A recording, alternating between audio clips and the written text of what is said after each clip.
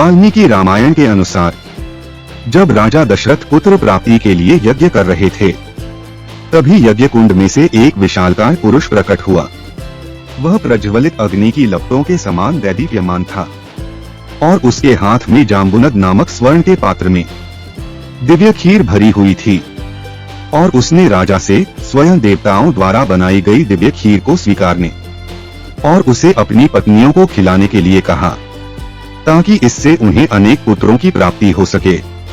तब राजा दशरथ ने उस खीर को अपनी तीनों रानियों कौशल्या, कैकेयी और सुमित्रा को दे दिया और यज्ञ समाप्ति के बाद 6 ऋतुओं के बीत जाने पर चैत्र के शुक्ल पक्ष की नवमी तिथि को पुनर्वसु नक्षत्र एवं कर्क लग्न में रानी कौशल्या ने दिव्य लक्षणों से युक्त सर्वलोक वंदित जगदीश्वर श्री राम को जन्म दिया, जिनके नेत्रों में कुछ कुछ लालिमा थी और ओंठ लाल लाल थे, भुजाएं बड़ी बड़ी थीं और स्वर दुंदुभी के समान गंभीर था। माता कैकेयी ने सत्यवादी पराक्रमी भरत को और माता सुमित्रा ने लक्ष्मण व शत्रुघ्न को जन्म दिया। वाल्मीकि रामायण के अनुसार जब विश्रवा के पुत्र वैश्रवण का जन्म हुआ, तो पितामह पुलस्त्य को बहुत प्रसन्नता हुई, क्योंकि वे दिव्य दृष्टि से देख चुके थे कि यह बालक संसार के लिए कल्याणकारी होगा और आगे चलकर धन कुबेर होगा।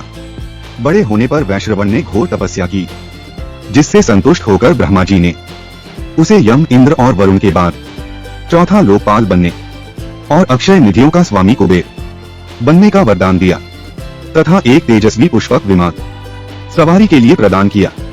और अब वैश्रवण कुबेर के नाम से भी जाना जाने लगा। और जब कुबेर ने अपने निवास स्थान के बारे में पूछा, तो उनके पिता विश्रवा ने उनसे दक्षिण समुद्र के तट पर स्थित त्रिकूट पर्वत के शिखर पर बसी विशाल लंकापुरी में बसने के लिए कहा। उन्होंने कुबेर को बताया कि उस पुरी की 4 दीवारी सोने की बनी हुई है और उसके चारों ओर चौड़ी खाइयां खुदी हुई हैं और वह अनेकानेक यंत्रों और शस्त्रों से सुरक्षित है। इसमें पहले वहां असुर रहते थे, जिन्होंने भगवान श्रीहरि विष्णु जी के भय से इसे त्याग दिया था और सभी असुर पाताल लोक में चले गए, इसलिए लंकापुरी सूनी हो गई है। तब पिता की आज्ञा से कुबेर ने उस सूनी लंका को बसाया। लाइक, शेयर, सब्सक्राइब कीजिएगा।